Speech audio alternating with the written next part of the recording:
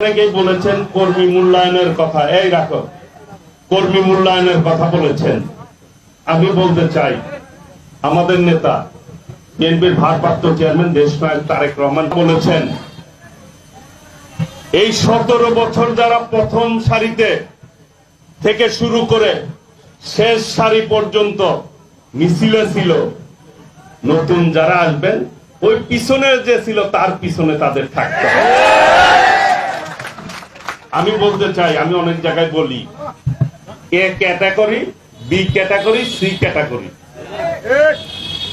যারা কষ্ট করেছেন, জেল খেটেছেন, তাদের মূল্যায়ন একরকম, যারা রিস্ক নিয়েছেন তাদের মূল্যায়ন একরকম, যারা কম প্রোগ্রাম করেছেন তাদের মূল্যায়ন একরকম, যারা সমর্থন করেছেন মাঝে মধ্যে আসছেন তাদের মূল্যায়ন কিন্তু একরকম হবে।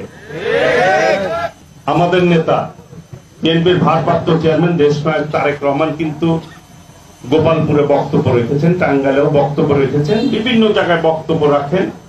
আপনারা কিন্তু সোশ্যাল মিডিয়ার কারণে তার বক্তব্য আপনারা শুনতে পান, ইদানিং পান না।